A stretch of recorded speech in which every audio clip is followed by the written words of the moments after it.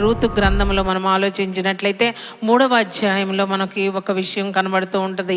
Ruth ఏం చేసిందంటే తన యొక్క పరిస్థితి అంతా మనకు తెలుసు. నయోమికి 2 కోడళ్ళు ఉన్న విషయం తెలుసు. ఒక ఆమె విడిచిపెట్టింది. ఒక ఆమె అయినటువంటి రూతు తన అత్తయ్య అయినటువంటి నయోమిని హత్తుకొని తిరిగి బెత్లెహేమునకు వచ్చినటువంటి విషయం మనకి అందరికీ తెలుసు. అయితే ఈ 3వ అధ్యాయం మనకేం కనబడుతూ ఉంటుందంటే థ్రెషింగ్ ఫ్లోర్ కనబడుతూ ఉంటుంది. అంటే ఒక కళ్ళము అనే విషయం మనం చూస్తాం. అక్కడ ఆ కళ్ళం దగ్గర ఆ మిడ్ నైట్లో జరిగినటువంటి ఆ మిరకిల్ మనం చూస్తాం. రూతు యొక్క జీవితం టోటల్గా ఎలాగ చేంజ్ అయిపోయిందో, బోయజు తను ఎలాగ స్వీకరించాడో అనేటటువంటి ఆ మిరకిల్ని మనం ఈ రాత్రి ధ్యానించుకుందాం. ఇక్కడ మనం ఆలోచించినట్లయితే మొదటి వచనం, ఆమె అత్త అయిన నయోమి, నా కుమారి నీకు మేలు కలుగునట్లు నేను నీ కొరకు విశ్రాంతి విచారింపవలసిన దానను కదా అన్న విషయాన్ని ఇక్కడ మనం చూస్తాం. అంటే ఇప్పటి వరకు మనం చాలా సమయాన్ని దేవుని సన్నిధిలో మనం గడిపాం. అంటే ఇంకా దీనికి ఒక ముగింపు రావాల్సినటువంటి గడియలు మనకు వచ్చినాయి. అంటే మనం రాత్రి 9 గంటల నుండి మీరు ప్రారంభించారు, 12, 1 గంట, 2 సమయం వచ్చింది, 3 గంటలు. అంటే దాదాపు మనకు ఈ రాత్రి జాము గడుస్తూ ఉన్నది కనుక ప్రభువు ఈ రాత్రి మనల్ని బట్టి చేతులతో పంపించేటటువంటి దేవుడు కాదు. ఎందుకంటే అక్కడ బోయేజు ఒక విషయాన్ని తెలియచేస్తాడు, నీ అత్త ఇంటికి నువ్వు వట్టి చేతులతో వెళ్ళడానికి వీలు లేదు. అలాగే మనం అందరము కూడా ఇక్కడ దేవుని సముఖంలో ఏదో ఒక విషయంలో, ఏదో ఒక సమస్యతోనో, ఏదో ఒక ఆర్థిక ఇబ్బందో, లేకపోతే శారీరక సమస్య, ఏదో ఒక సమస్యతో మనం దేవుని యొక్క మందిరంలోనికి మనం వచ్చాం. అయితే ఈ కళ్ళము, ఈ థ్రెషింగ్ ఫ్లోర్ అంటే దేవుని సన్నిధిగా మనం గుర్తించవలసినటువంటి వారమై ఉన్నాం. దేవుని దగ్గర నుంచి మనం బహుమానాలు పొందేటటువంటి స్థలముగా కూడా మనం గుర్తించవలసినటువంటి వారమై ఉన్నాం. అంటే సర్వసాధారణంగా థ్రెషింగ్ ఫ్లోర్ అంటే అది ఏనికి సాదృశ్యం అంటే సిక్కిల్ నుంచి ఒక గింజలు తీసి ఆ చాఫ్ అంతా ఎగిరిపోయి మంచి గోధుమలు నిల్వ ఉండేటటువంటి స్థలం అది. అయితే ఆ స్థలములో మనం ఇక్కడ ఆలోచించినట్లయితే బోయేజు అక్కడ ఉన్నటువంటి విషయాన్ని మనం చూస్తాం. ఇది ఎంతో బ్యూటిఫుల్ ప్యాసేజ్. అంటే అందులో ఎంతో దైవికమైన ఆత్మీయమైనటువంటి సందర్భాన్ని మనం ఇక్కడ చూస్తాం. మధ్యరాత్రి వేళ బోయేజు ఆ కళ్ళమ దగ్గరకు వచ్చి తాను అక్కడ పండుకున్నటువంటి పరిస్థితుల్లో రూతు అనేకమైనటువంటి తన యొక్క పరిస్థితి, తనకి బిట్టర్నెస్ అనుకోండి, లేకపోతే విడోహుడ్ అనుకోండి, ఏదైనప్పటికీ తను అనేకమైనటువంటి డెస్పరేషన్ కండిషన్లో తను ఉన్నటువంటి విషయాన్ని మనం చూస్తాం.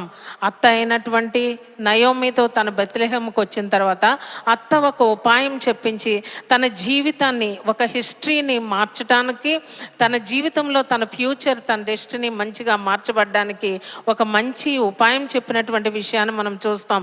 అది ఆత్మీయ అర్థంగా మనం చూసినట్లయితే నయోమి చెప్పినటువంటి ఒక మంచి ఆలోచన ఏమిటంటే, నువ్వు బోయేజు దగ్గరికి వెళ్ళి అతని కాళ్ళ దగ్గర పడుకొనమన్నటువంటి విషయాన్ని మనం చూస్తాం. అక్కడ కాళ్లకు సాదృశ్యం ఏంటంటే, ఇక్కడ బోయేజును మనం ఆలోచించినట్లయితే మన ప్రభు అయినటువంటి యేసుక్రీస్తే మనకు బోయేజు అనేటటువంటి విషయాన్ని మనం గమనించాలి. అక్కడ బోయేజుని మనం ఆలోచించినట్లయితే ఆయన కాళ్ళ దగ్గర పడుకోవడం. కాళ్ళ దగ్గర పడుకోవడం అంటే కాళ్ళు దేనికి సాదృశ్యం అంటే మన శరీరంలో భూమికి టచ్ చేసేటటువంటి ఒకే ఒక పార్ట్ ఏంటంటే మన యొక్క పాదాలు. ఆ పాదాల దగ్గర తను సబ్మిట్ అయిపోయి, అంటే హ్యూమిలిటీతో అక్కడ పండుకొనమని చెప్పినటువంటి విషయాన్ని మనం చూస్తాం. అయితే క్రొత్త నిబంధన కూడా మనం ఆలోచించినట్లయితే మరియా యేసు పాదాల దగ్గర కూర్చున్నటువంటి విషయాన్ని మనం చూస్తాం. అక్కడ మార్త అనేకమైనటువంటి విషయాలతో ప్రభువుకి ఏదో చేయాలని తొందరపడుతూ తను ప్రభువుని మరియను కూడా విసుక్కున్నటువంటి విషయాన్ని మనం చూస్తాం. అయితే మరియ చేసినటువంటి విషయం, ప్రభు కొరకు ఏదో ఒకటి చేయాలని అక్కడ మరియ దగ్గర మనం ఆలోచించినట్లయితే మరియ యేసు పాదాల దగ్గర కూర్చున్నటువంటి విషయాన్ని మనం చూస్తాం. ఆ పాదాల దగ్గర దేవుని యొక్క ప్రెసెన్స్లో, దేవుని యొక్క పాదాల దగ్గర దొరికేటటువంటి విషయం ఏంటంటే ప్రభు దగ్గర నుంచి ఏదో ఒకటి రిసీవ్ చేసుకోవాలని మరియ ప్రభు పాదాల దగ్గర కోరుకొని ఆయన పాదాల దగ్గర దగ్గర కూర్చున్నటువంటి విషయాన్ని మనం చూస్తాం.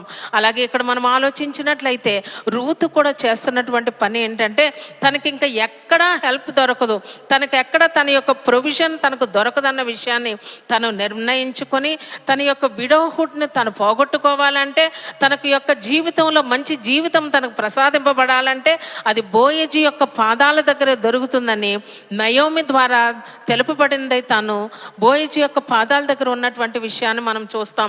అంతేకాకుండా బోయజీ యొక్క ఆ వస్త్రమును తను కప్పమన్నటువంటి విషయాన్ని మనం చూస్తాం, ఆ తొలగించమన్నటువంటి విషయాన్ని మనం చూస్తాం.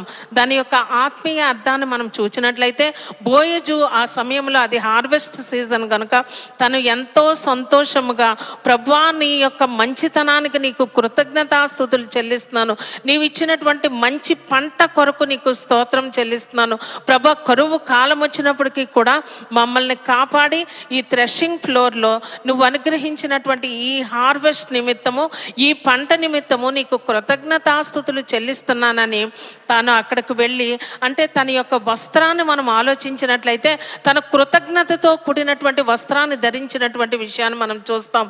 ఆనాడు జూయిష్ కల్చర్లో వాళ్ళు ధరించేది ఏమిటంటే తలిత్, అంటే మనకు తెలుసు ప్రేయర్ షాల్ని ధరించేటటువంటి వారు. తనకు వచ్చినటువంటి ఆ కృతజ్ఞతా భావముతో తన యొక్క ప్రేయర్ షాల్ ధరించినప్పుడు ఈమె ఏం చేసిందంటే, ఆ యొక్క వస్త్రాన్ని అక్కడ మనము ఆలోచించినట్లయితే ఆ వస్త్రాన్ని వేరే ట్రాన్స్లేషన్స్లో మనం చూస్తే వింగ్ ఆఫ్ దట్ గార్మెంట్ అంటాం. అంటే ఆ గార్మెంట్ రెక్క, ఆ రెక్క అంటే ప్రభు అయినటువంటి యేసుక్రీస్తు. మనం మలాకి గ్రంథంలో కూడా మనం చూస్తాం ఏంటంటే 4వ అధ్యాయంలో, నీతి సూర్యుని రెక్కల క్రింద మనకు ఆశ్రయము, మనకు స్వస్థత అనేటటువంటి విషయం మనకు తెలుసు. అంటే ఆ వింగ్ అనేటటువంటి విషయం, ఆ తలిత్ అనేటటువంటి విషయం, ఆ ప్రేయర్ షాల్ అనేటటువంటి విషయం మనం జ్ఞాపకం చేసుకున్నట్లయితే, ఈమె ఆ కవర్ ఎప్పుడైతే ఆయన యొక్క గార్మెంట్ యొక్క వింగ్ ఎప్పుడైతే ఆయన దగ్గరికి ఎత్తిందో, ఆ మధ్యరాత్రి వేళ అతను ఉలిక్కిపడి లేచి చూచినటువంటి విషయాన్ని మనం చూస్తాం. ఉలిక్కిపడి లేచి చూచేటప్పటికి ఒక స్త్రీ అతని కాళ్ళ దగ్గర ఉన్న విషయాన్ని మనం చూస్తాం. ఈ రాత్రి మనం ఆలోచించినట్లయితే ప్రభు అయినటువంటి యేసుక్రీస్తు అయినటువంటి బోయజు ఆయన యొక్క ప్రెసెన్స్ ఇక్కడ సంచారం చేస్తుంది కనుక ఆయన వచ్చి చూసేటప్పటికి ఈ సంఘం అంతా కూడా ఆయన పాదాల దగ్గర మనం చేరి ఉన్నటువంటి విషయాన్ని మనం చూస్తాం. అయితే అక్కడ రూతు చెప్తున్నటువంటి విషయం ఏంటంటే, నీ యొక్క చెంగును నాకు కప్పమని కోరినటువంటి విషయాన్ని మనం చూస్తాం. ఎప్పుడైతే ఆ చెంగును కప్పాడో, ఆమె ఎప్పుడైతే ఆయనలోనికి ప్రవేశించిందో, ఆటోమేటిక్గా ఈయన జూయిష్ మ్యాన్ అనేటటువంటి విషయం మనకు తెలుసు. అయితే ఈ మోయాబీయురాలు అన్యురాలైనటువంటి విషయం మనకు తెలుసు. అయితే ఈ మోయాబీయురాలు ఎప్పుడైతే ఆ కొంగులోనికి ప్రవేశించిందో, ఆటోమేటిక్గా ఈమె సంఘంలోనికి చేర్చబడిందంట. దేవుని పరిశుద్ధ నామమునకు మహిమ కలుగును గాక. అంటే అన్యురాలైనటువంటి ఆమె ఈ బోయజీ యొక్క, అంటే మనం ఆలోచించినట్లయితే ఈ బాడీ ఆఫ్ క్రైస్ట్లోకి ఈ అన్యురాలు చేర్చబడినటువంటి విషయాన్ని మనం చూస్తాం. ఈరోజు సంఘం గురించి మనం ఆలోచించినట్లయితే, సంఘము రూతుకు సాదృశ్యమై ఉన్నది కనుక మనందరం కూడా దేవుని యొక్క పాదాల దగ్గరకు మనం చేర్చబడి ఉన్నాం కనుక మనకు కావాల్సింది ఏంటంటే, ఎప్పుడైతే ఆయన కవర్ కప్పాడో దాని యొక్క ఉద్దేశం ఏంటంటే, ఇక నుంచి నీ జీవితం గురించి నువ్వు ఆలోచించవలసినటువంటి అవసరం లేను, కానీ నేనే నీకు ప్రొవైడర్ని, నేనే నీకు ప్రొటెక్షన్ని, నేనే నీకు కవరింగ్నని ఆయన చెప్పాడంట. దేవుని పరిశుద్ధ నామమునకు మహిమ కలుగును గాక. మనందరి జీవితాల్లో అనేకమైనటువంటి కవరింగ్స్ మనకు ఉండొచ్చు, కానీ మనకు దేవుని యొక్క సన్నిధిలో మనం చేరినప్పుడు దేవుని యొక్క కవరింగ్ క్రింద ఎప్పుడైతే చేర్చబడ్డామో, దేవుని యొక్క ప్రొటెక్షన్ కింద ఎప్పుడైతే చేర్చబడ్డామో, దేవుని యొక్క ప్రొవిజన్కి మనం ఎప్పుడైతే లొంగిపోయామో, మన కేర్ అంతా ప్రభువే తీసుకునేటటువంటి అవకాశము దొరికేటటువంటి ఈ రాత్రి అని మనం భావించవలసినటువంటి వారమై ఉన్నాం. దేవుని పరిశుద్ధ నామమునకు మహిమ కలుగును గాక. అయితే ఇక్కడ మనం ఆలోచించినట్లయితే ఇక్కడ ఒక మంచి మాట మనకి కనబడుతూ ఉంటుంది. 10వ వచనం మనం చూచినట్లయితే, ఎప్పుడైతే ఆమె నీ దాసురాలి మీద నీ కొంగు కప్పమనగా అతడు, నా కుమారి యెహోవా చేత నీవు దీవెన నొందిన దానివి. ఈ రాత్రి ప్రభు దగ్గర నుంచి మనం తెలుసుకోవాల్సినటువంటి విషయం ఏంటంటే, నీవు దేవుని వలన దీవెన నొందిన దానవు. అంటే మనం ఏ పరిస్థితుల్లోని ఇక్కడ చేర్చబడ్డామో మనకు తెలుసు కనుక మనము దేవుని చేత దీవెన నొందబడవలసినటువంటి వారమై ఉన్నాం. యు ఆర్ బ్లెస్డ్ అని ఆయన ప్రతి ఒక్క వ్యక్తితో భయముతో ఈ రాత్రి ఆయన పలుకుతున్నటువంటి విషయాన్ని మనకు చూస్తున్నాం. అంతేకాకుండా నువ్వు యోగ్యురాలవని నా జనులందరూ ఎరుగుదురు. దేవుని పరిశుద్ధ నామమునకు మహిమ కలుగును గాక. నీవు యోగ్యురాలవు అంటే ఇక్కడ మనం ఆలోచించినట్లయితే బోయజు ఎవరంటే ఒక వెల్దీ మ్యాన్గా మనం చూస్తాం. ఇక్కడ రూతు ఎవరంటే ఒక వర్దీ ఉమెన్గా మనం ఇక్కడ చూస్తాం. అయితే ఈయన వెంటనే ఆ కార్యం చేసిన తర్వాత ఆయన ఒక విషయాన్ని ఆమెకు తెలియచేశారు. అది ఏంటంటే మనము ఒక్కసారి ఉదయం వరకు ఇక్కడే ఈ రాత్రి ఉండము, ఉదయమున అతడు నీకు బంధువుని ధర్మము జరిపిన ఎడల సరి అతడు విడిపింపవచ్చును. అంటే మనం ఇక్కడ ఆలోచించినట్లయితే కిన్స్మ్యాన్ రిడీమర్ అంటాం. ఒక విమోచకుడు, నువ్వు నన్ను విమోచించాలని ఆ స్త్రీ కోరినటువంటి విషయాన్ని మనం చూస్తాం. ఈ రాత్రి సమయంలో దేవుని దగ్గర విమోచింపబడ్డానికి మనం ఇక్కడ చేరి ఉన్నాం. ఆయన చెప్పినటువంటి విషయం ఏంటంటే నాకంటే సమీపమైనటువంటి బంధువుడు ఒకడు ఉన్నాడు. అంటే ఆ విషయాన్ని మనం ఒకసారి ఆలోచించినట్లయితే ఇక్కడ మనం ఆలోచిస్తే లా అంటే ధర్మశాస్త్రము నిన్ను విడిపిస్తే సరే.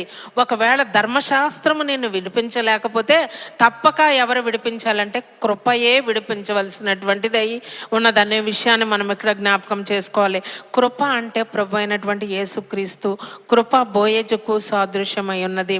నీ సమీప బంధువు అంటే ఒకవేళ నీ ధర్మశాస్త్రము లా నిన్ను విడిపిస్తే ఇట్స్ ఓకే. ఒకవేళ లాని నేను కనుక్కుంటాను, ఆ ధర్మశాస్త్రం ఆ లా నిన్ను విడిపించకపోతే ఆ కృపే నిన్ను ఖచ్చితంగా విడిపించాలని అక్కడ బోయజు తెలియచేసినటువంటి విషయాన్ని మనం ఇక్కడ చూస్తాం. అయితే ఆ రాత్రంతా ఇక్కడ ఉండుము. అయితే మనము కూడా సంపూర్ణ రాత్రి ఉన్నప్పుడు ఉదయమున మనం వెళ్ళిపోయేటప్పుడు ప్రభు మనల్ని వట్టి చేతులతో పంపివేసేటటువంటి దేవుడు కాదు అనేటటువంటి విషయాన్ని మనం ఇక్కడ జ్ఞాపకం చేసుకోవలసినటువంటి వారమై ఉన్నాం. అంటే వట్టి చేతులతో పంపివేయలేదు అంటే అక్కడ ఆయన ఉదయం లేచేసరికి ఆమెను ఒక విషయాన్ని అడిగారు. నువ్వు తెచ్చుకున్నటువంటి దుప్పటిని తీసుకునిరా, నీకు కొంచెం ఈ బార్లీ అది బార్లీ హార్వెస్ట్ కనుక ఆ బార్లీ 6 మెజర్స్ ఆఫ్ బార్లీ కొలిచి నీకు వేస్తానని చెప్పినటువంటి విషయాన్ని మనం చూస్తాం. అయితే అది ఆత్మీయ అర్థంగా మనం తీసుకున్నట్లయితే మనం అనేకమైనటువంటి ప్రేయర్ రిక్వెస్ట్ దుప్పటిగా తీసుకుని వచ్చాం.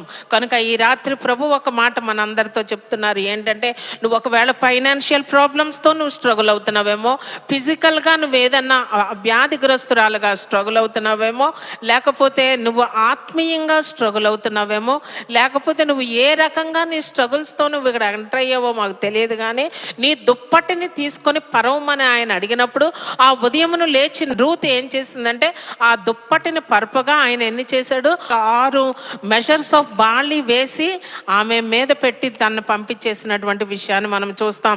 ఆమె సంతోషముగా దాన్ని మోసుకొని వచ్చి తన అత్తకు చూపించినటువంటి విషయం మనం చూస్తాం. అంటే కాబట్టి ఆమె ఉదయము వరకు అతని కాళ్ళ యొద్ద పండుకొని అనే విషయాన్ని మనం ఇక్కడ చూస్తాం.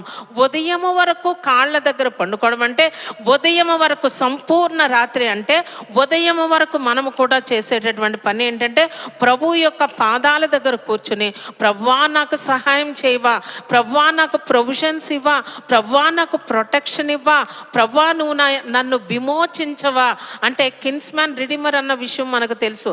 అయితే మనం ఇక్కడ ఆలోచించినట్లయితే ఈయన ఒక హోప్నిచ్చినటువంటి విషయాన్ని మనం చూస్తాం.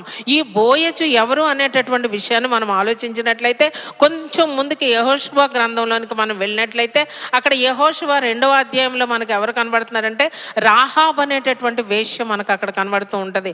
ఈ రాహాబ్ అనేటటువంటి వేశ్య జీవము గలటువంటి దేవుని కనుగొని ఆమె చేసినటువంటి కార్యం ఏంటంటే ఒక స్కార్లెట్ రోప్ తన కిటికీ గుండా తన యొక్క హోప్ని జారవిడిచినటువంటి విషయాన్ని మనం చూస్తాం. అది దొర్లుకుంటూ ఎక్కడికి వచ్చిందంట, బోయజు యొక్క జీవితానికి తన తల్లి రాహాబు అనేటటువంటి వేశ్య ఈ బోయజుని కన్నటువంటి విషయం మనందరికీ తెలుసు. ఈ బోయజు ఇప్పుడు ఏం చేస్తున్నాడంటే తన రూతుకి అంటే క్రీస్తు రాబోయేటటువంటి తరానికి ఆయన ఒక మార్గాన్ని సరళం చేస్తున్నాడు. అంటే రాహాబు అయినటువంటి వేశ్య కూడా మనం అక్కడ ఆలోచించినట్లయితే ఆ యొక్క దారం ఆ యొక్క స్కార్లెట్ రోప్ అట్లాగా అది ఎలాగైతే ఆమె విడిచిందో అది అలా పాస్ ఆన్ అవుతూ ఫ్యూచర్ జనరేషన్లో ప్రభు అయినటువంటి యేసుక్రీస్తు ఈ భూలోకంలోనికి రావడానికి మన బోయేజుగా మార్చబడ్డానికి ప్రభు యొక్క మార్గాన్ని సిద్ధపరిచారనే విషయాన్ని మనం ఇక్కడ జ్ఞాపకము చేసుకొనవలసినటువంటి వారమై ఉన్నాం. దేవుని పరిశుద్ధ నామమునకు మహిమ కలుగునుగాక. అయితే ఇక్కడ ఒక విషయాన్ని మనం చూస్తాం, కుమారి ఈ సంగతి నేటి దినమున నెరవేర్చితేనే కానీ ఆ మనుష్యుడు ఊరకుండడు కనుక ఇది ఎలాగు జరుగునో నీకు తెలియ చెప్పు వరకు ఊరకుండుమనెను. ఇక్కడ మనము ఆలోచించినట్లయితే ప్రభు అయినటువంటి యేసుక్రీస్తు ఏ విధముగా మనల్ని విమోచించారనేటటువంటి విషయాన్ని మనం ఆలోచించాలి. మనం ఒక్కసారి కల్వరి సిలువ దగ్గరకు వెళ్ళవలసినటువంటి వారమై ఉన్నాం. ఎందుకు కల్వరి సిలువ దగ్గరకు వెళ్ళాలి అంటే అక్కడ మర్సీ ప్లస్ గ్రేస్ మీట్ అయినటువంటి ప్లేసే ద క్రాస్ అనేటటువంటి విషయాన్ని మనం ఇక్కడ ఆలోచన చేయవలసినటువంటి వారమై ఉన్నాం. అయితే దేవుని యొక్క మహా ఉచితమైనటువంటి కృపను బట్టి ఆమెకు జరిగినటువంటి విషయం ఏంటంటే finished work of the cross ఎక్కడ జరిగిందంటే సిలువ మీద ఇది సమాప్తమైనదని ప్రభు చెప్పినటువంటి విషయాన్ని మనం చూస్తాం. అలాగే అత్త ఏం చెప్తుందంటే నేటి దినమున ఈ రోజే మనం చేసినటువంటి ప్రతి కార్యాలను మనం ఏదైతే రిక్వెస్ట్లు పెట్టుకున్నామో, ఏ అయితే విన్నపాలు దేవుని సముఖంలోనికి తీసుకొని వచ్చి మనం ప్రేయర్ రిక్వెస్ట్ అన్ని రాసుకొని ప్రభు యొక్క సన్నిధిలో ప్రభు యొక్క కాళ్ళ దగ్గర మనం చేసామో వాటన్నిటినీ ప్రభు కూడా మనల్ని వాటన్నిటినీ ఆయన నెరవేర్చి నిన్ను వట్టి చేతులతో పంపేటటువంటి దేవుడు కాదు. ఈ రాత్రంతా ఇక్కడే ఉండు, ఉదయకాలమున నువ్వు వెళ్ళినప్పుడు ఈ దీవెనలన్నీ నీకు ప్రాప్తించును. దేవుని పరిశుద్ధ నామమునకు మహిమ కలుగును గాక.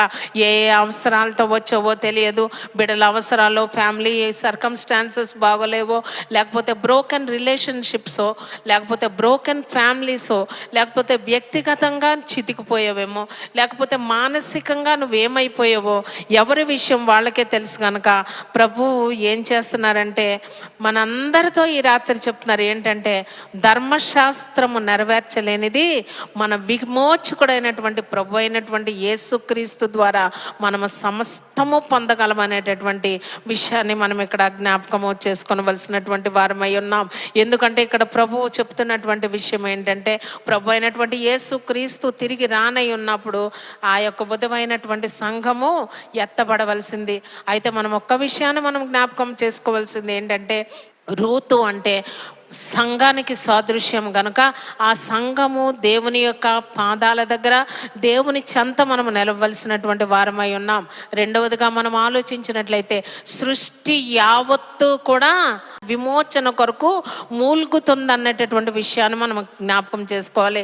ఇక్కడ కింగ్స్మెన్ రిడీమర్ అంటే ఇక్కడ బోయేజును గురించి మనం ఆలోచించినట్లయితే రూతుకు ఒక న్యూ రిలేషన్షిప్ ఇచ్చి ఒక మంచి ఫ్యూచర్ని అనుగ్రహించడమే కాకుండా నయోమికి సంబంధించినటువంటి ఆ ల్యాండ్ అంతటినీ కూడా తను విమోచించినటువంటి విషయాన్ని మనం చూస్తాం. ప్రభు అయినటువంటి యేసుక్రీస్తు రానై ఉన్నటువంటి సమయంలో కూడా ఆయన వధువైనటువంటి సంఘానికి ఒక క్రొత్త లైఫ్ ఇవ్వడమే కాకుండా ఆ వధువైనటువంటి సంఘాన్ని ఆయన చేర్చుకోవడమే కాకుండా సృష్టి యావత్తు మూలుగుచున్నటువంటి ఈ భూలోకం ఒకనాడు సాతాను చేతికి అప్పగింపబడినటువంటి ఈ భూమిని ఆయన తిరిగి మళ్ళీ రిడీమ్ చేయనై ఉన్నారు. దేవుని పరిశుద్ధ నామమునకు మహిమ కలుగును గాక. కనుక మనందరి జీవితాల్లో మనం చేయవలసినటువంటి విషయం ఏంటంటే రూతు సంఘము ఏ విధముగా వర్ధిగా తన యొక్క జీవితాన్ని తను జీవించింది అన్న విషయాన్ని మనం ఇక్కడ ఆలోచన చేసుకునవలసినటువంటి వారమై ఉన్నాం. అయితే ఇక్కడ మనం ఒక విషయాన్ని మనం ఆలోచన చేయాలి. నయోమి 3 విషయాలు తన కోడలికి తెలియచేసింది. ఏంటంటే నువ్వు స్నానము చేసి తైలము పూసుకొని నీ యొక్క వస్త్రాన్ని మార్చుకొనమని తెలియచేసినటువంటి విషయాన్ని మనం చూస్తాం. అయితే స్నానము చేసి అనేటటువంటి విషయాన్ని మనం ఆలోచించినట్లయితే ఇప్పటికి వరకు ఆమె ఏంటంటే నేను విధవరాలని మనం ఆ ఓల్డ్ టెస్టిమెంట్లో మనం చూసినట్లయితే ఎవరైనా ఒకరు చనిపోయిన తర్వాత వాళ్ళు అంగలార్పు దినాలు, ఓదార్పు దినాలు అనేవి కొంతకాలం ఉండే. ఈ రూతు కూడా చేస్తున్నటువంటి పని ఏంటంటే కొంతకాలం తను అంగలార్చినటువంటి అంటే మార్నింగ్ డేస్ అంటాం, అంటే విలపించేటటువంటి దినాలు ఉన్నాయి. కనుక ఆమె ఏం చేసిందంటే వాళ్ళకి స్పెషల్గా ఒక బ్లాక్ వెయిల్ వేసుకునేవారంట. అంటే నేను విడోని మీ నుండి నేను సెపరేట్ అయ్యేటటువంటి దాన్నని సమస్తమైనటువంటి మానవాళికి తెలియజేయడం కొరకు. అలాగే ఆమె పరిగెలు ఏరుకునేటప్పుడు కూడా తను కవరింగ్తోనే తను ఉన్నటువంటి విషయాన్ని మనం చూస్తాం. ఇప్పుడు అత్త ఏం చెప్పిందో తెలుసా? నీ యొక్క దుఃఖ దినాలు ఇంకా సమాప్తం అయిపోయినాయి, నువ్వు అంగలార్చే దినాలు సమాప్తం అయిపోయినాయి, నీ మార్నింగ్ డేస్ సమాప్తం అయిపోయినాయి, కనుక నువ్వు చక్కగా నీ వస్త్రాలు నువ్వు మార్చుకొని స్నానము చేసి అన్నటువంటి విషయం, తైలము పూసుకొని. తైలం పూసుకోవడం అంటే అక్కడ అర్థం ఏంటో తెలుసా? అనాయింటింగ్ అనేటటువంటి విషయం మనందరికీ తెలుసు. అనాయింటింగ్ అంటే ఈ తైలం పూసుకోవడం అంటే అక్కడ అభిషేకం అన్నటువంటి విషయం మనకు తెలుసు. ఈ అభిషేకం ఎప్పుడు జరుగుతుంది అంటే అక్కడ ఆరాధన జరగాలనేటటువంటి విషయాన్ని మనం ఇక్కడ తెలుసుకోవాల్సినటువంటి వారమై ఉన్నాం. ఆరాధన అంటే ఏంటి అనేటటువంటి విషయాన్ని మనం ఆలోచించినట్లయితే ఈమె ప్రభువు పాదాల దగ్గర ముందుగానే తన యొక్క జీవితాన్ని సమర్పించుకొని ప్రభువు దగ్గర తన యొక్క స్తుతి అర్పణ చెల్లించినటువంటి విషయాన్ని మనం చూస్తాం. తను సాష్టాంగ పడిపోయి అంటే తన హృదయాన్ని ప్రభు పాదాల దగ్గర ముందుగానే మోకరింప చేసుకున్నటువంటి విషయాన్ని మనం చూస్తాం. అయితే ఈ అన్యురాలకి ఎలా తెలిసిందంటే టీచింగ్స్ ద్వారా అంటే నయోమి నేర్పించినటువంటి టీచింగ్స్ ద్వారా ఇవన్నీ ఈమె గ్యాదర్ చేసుకుని ఏది ఏమైనా దేవుణ్ణి ఏ రీతిగా సంతోష పెట్టాలి అని తను వర్షిప్ చేసినటువంటి విషయాన్ని మనం చూస్తాం. అంటే తైలము పూసుకున్నటువంటి విషయాన్ని మనం చూస్తాం. అంటే ఈ వర్షిప్ ఎప్పుడైతే చేసిందో తన పెదవుల నుండి వెలువడినటువంటి ఆ వర్షిప్ పర్ఫ్యూమ్గా మార్చబడినటువంటి విషయాన్ని మనం చూస్తాం. ఒక ధూమముగా మార్చబడినటువంటి విషయాన్ని మనం చూస్తాం. అయితే ఈ స్వీట్ స్మెల్ ఏమైందంటే, పర్ఫ్యూమ్ ఏమైందంటే ఎప్పుడైతే బోయేజ్ దగ్గరికి తను వచ్చిందో ఆ పర్ఫ్యూమ్ తన తైలం పూసుకుని వచ్చినప్పుడు ఆ పర్ఫ్యూమ్ అక్కడ అక్కడ అక్కడ అక్కడ అలాగలాగలాగలాగా లింగర్ అయిపోయినటువంటి విషయాన్ని మనం చూస్తాం. ఈ లింగర్ అయిపోయినటువంటి పర్ఫ్యూము ఆ బోయేజ్ను లేపకుండా ఉండలేకపోయిందంట. అలాగే మనందరం కూడా ప్రభు దగ్గరికి వచ్చినప్పుడు మనం వాక్యము ద్వారా మనల్ని మనం శుభ్రం పరుచుకొని మన దుఃఖ దినాలన్నీ సంపూర్తి అయిపోయినాయి అని విశ్వసించి మనం ప్రభువుని ఎప్పుడైతే మనం ఇక్కడ చేరి మనం ప్రభువుని ఆరాధిస్తామో అది నీకు తెలియకుండా మనం 9 దినాల్లో కూడా మనం చూసినట్లయితే స్వీట్ స్మెల్లింగ్ అరోమా బయటకు వెళ్ళినటువంటి విషయాన్ని మనం చూస్తాం. పైకి ప్రభు వెంటనే ఏమన్నాడు, ఇంకా ఎన్నడూ కూడా ఈ భూమిని నేను జల ప్రళయముతో నాశనము చేయను. అలాగే ప్రభు ఈరోజు ప్రతి వ్యక్తిగతంగా మనందరితో మాట్లాడుతున్నారు. ఎప్పుడైతే నీవు ఆరాధన కృతజ్ఞతాపూర్వకముగా దేవునికి నువ్వు కృతజ్ఞతాస్తుతులు చెల్లించావో అది ఒక అరోమాగా మార్చబడిపోతుందంట, ఒక పర్ఫ్యూమ్గా మార్చబడిపోతుందంట. ఆ పర్ఫ్యూమ్ ఏం జరుగుతుందంటే ఇక్కడ లింగర్ అయిపోతూ ఆ పర్ఫ్యూమ్ ఎప్పుడైతే ప్రభు దగ్గరికి వెళ్ళిందో ప్రభువుని పరలోకములో నుండి భూలోకములకు దింపకుండా ఏ శక్తి ఆపలేదంట. దేవుని పరిశుద్ధ నామమునకు మహిమ కలుగును గాక. ఎప్పుడైతే దేవుని యొక్క శక్తి ఈ భూలోకంలోనికి దిగిందో ప్రభుని అవసరతలన్నీ తీర్చే దేవుడు, ప్రభుని కన్నీటిని తుడిచే దేవుడు, నీ వ్యాధులుంటే వ్యాధి నుండి నువ్వు సంపూర్ణమైనటువంటి ఆరోగ్యం, ఆర్థిక ఇబ్బందులతో నువ్వు మునిగిపోతూ ఉంటూ ఆయన ఐశ్వర్యం చొప్పున నీ ప్రతి అవసరాన్ని తీర్చేటటువంటి దేవుడు మనకున్నాడు అనేటటువంటి విషయాన్ని మనం ఇక్కడ జ్ఞాపకం చేసుకోవలసినటువంటి వారమై ఉన్నాం. అప్పుడు ఆయన ఒక మంచి మాట చెప్తాడు, నువ్వు ఏది అడిగితే నీ కొరకు నేను అన్నీ చేస్తాను. దేవుని పరిశుద్ధ నామమునకు మహిమ కలుగును గాక. రూతు గ్రంథం 3వ అధ్యాయంలో మనం చూద్దాం 11వ వచనం. నీవు యోగ్యురాలువని నా జనులందరూ ఎరుగుదురు, నా కుమారి భయపడకుము, నీవు చెప్పినదంతయు నీకు చేసేదను. దేవుని పరిశుద్ధ నామమునకు మహిమ కలుగును గాక. నువ్వు అడిగినవన్నీ నేను నీకు అనుగ్రహిస్తానని ప్రభు ఈ రాత్రి మనందరితో సెలవిస్తున్నారు. నువ్వు దేవుని యొక్క వాక్యం విన్నావు, విన్నదాను విన్నట్టు వెళ్ళిపోదు. కానీ యాకోబు అడిగిన రీతిగా నాకు ఇహలోకపు ఆశీర్వాదాలన్నీ ఉన్నాయి, కానీ దైవ ఆశీర్వాదం కావాలి ప్రభా, నీవు నన్ను ఆశీర్వదిస్తేనే కానీ నేను నిన్ను పోనీయను అని మనము అడగవలసినటువంటి వారమై ఉన్నాం. ఇక్కడ రూతు చేసినటువంటి ఆ దైవ కార్యం, అక్కడ క్రొత్త నిబంధన కాలంలో కూడా మరియ చేసినటువంటి గొప్ప కార్యం మనం చూస్తాం. మార్త దేవుని కొరకు ఎన్నో ఎన్నో ఎన్నో ఎన్నో చేయాలనుకున్నటువంటి విషయం మనం చూస్తాం. అయితే ప్రభువు ఆ విషయంలో ఆయన ఏమీ తొందరపడలేదు. కానీ మరియ మంచి విషయాన్ని, she chose a very good thing, అంటే బెస్ట్ థింగ్ తను చూస్ చేసుకుంది. మరియ ఉత్తమమైనది ఎన్నుకుందని ప్రభు చెప్పారు. అది ఆమె యొద్ద నుండి తీసివేయబడదు. అంటే మార్త ఏం చేస్తుందంట, ప్రభువుకి ఏదో చెయ్యాలి, ఏదో ఇవ్వాలనుకుంటుందంట. కానీ మరియ చేస్తున్నటువంటి పని ఏంటంటే సింపుల్గా విశ్రాంతి తీసుకుంటూ నెమ్మదిగా ఉండి ప్రభు పాదాల దగ్గర కూర్చుని ప్రభువు దగ్గర నుండే ఏదో ఒకటి తీసుకోవాలని ఆశపడుతున్నటువంటి విషయాన్ని మనం చూస్తాం. ఏదో ఒకటి రిసీవ్ చేసుకోవాలి, అబండెంట్ లైఫ్ రిసీవ్ చేసుకోవాలి, ఆయన జీవాన్నే నేను తీసుకోవాలి, ఆయన టోటాలిటీనే నేను తీసుకోవాలని ఆమె అక్కడ ప్రభు పాదాల దగ్గర కూర్చుందంట.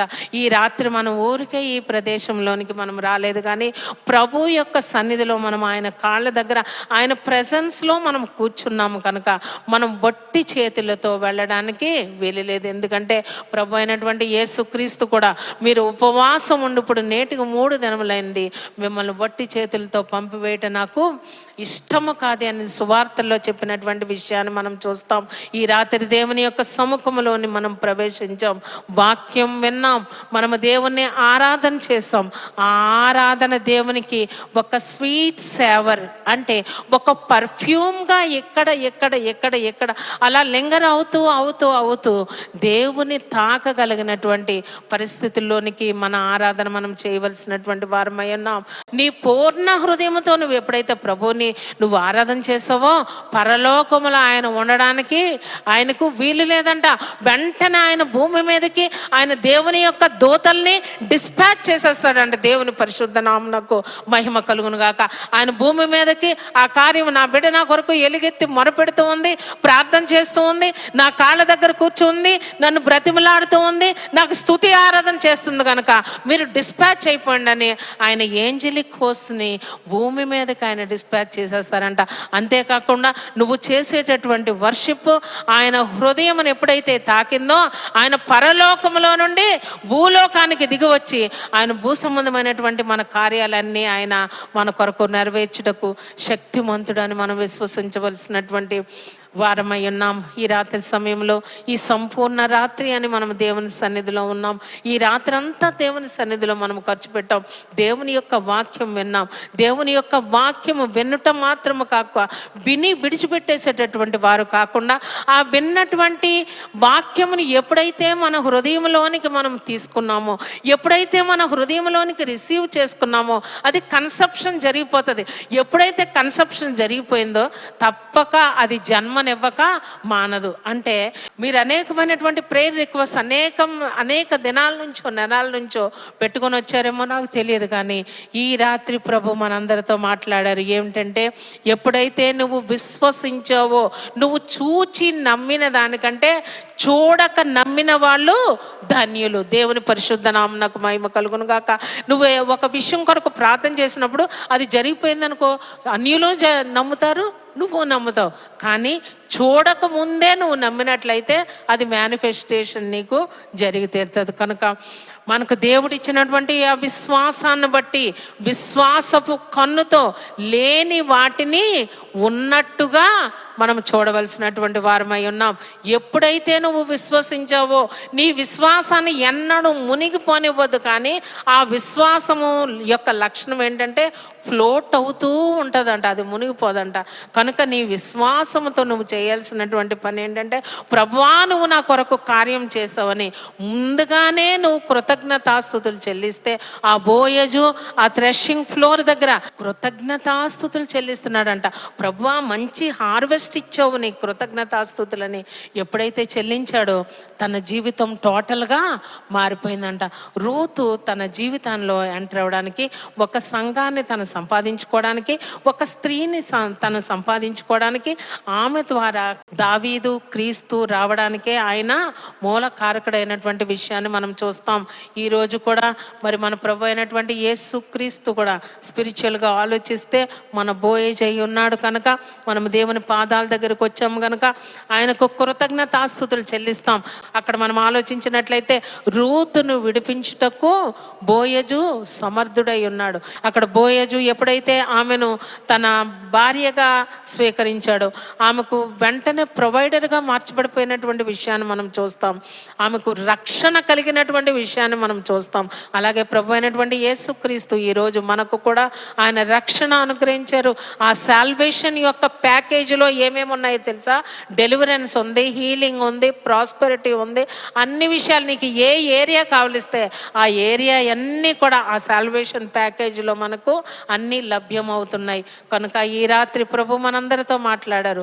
ప్రభు మనల్ని వట్టి చేతులతో పంపించి వేయట ఆయనకు ఇష్టము కాదు. కనుక నీ దుప్పటి తీసుకొని రా అంటే నువ్వు తీసుకొని వచ్చిన ప్రేయర్ రిక్వెస్ట్ అన్నీ ఒకసారి పేపర్ తెరిచి నాకు చూపించినట్లయితే నేను అన్నీ నీకు సమాధానము అనుగ్రహించి నిన్ను సమాధానంతో పంపిస్తాను. ఉదయం వరకు నీవు ఇక్కడ ఉండి వాటన్నిటిని తీసుకుని ఆ దీవెనలతో నువ్వు అడిగినవన్నీ అడుగు వాటికంటేను ఊహించు వాటికంటేను అత్యధికముగా అనుగ్రహించు దేవుని పాదాల దగ్గరకు మనం చేరాము. కనుక నువ్వు ఎందు నిమిత్తము దేవుని యొక్క పాదాల దగ్గర చేరావో, ఏ రిక్వెస్ట్ అయితే దేవుని దగ్గర నువ్వు పెట్టావో వాటన్నిటిని నువ్వు మోసుకుంటూ వెళ్ళిపోవడానికి అటువంటి ధన్యకరమైనటువంటి జీవితం ఆ పరిశుద్ధాత్ముడు మనందరికీ అనుగ్రహించును గాక. Amen, amen, amen.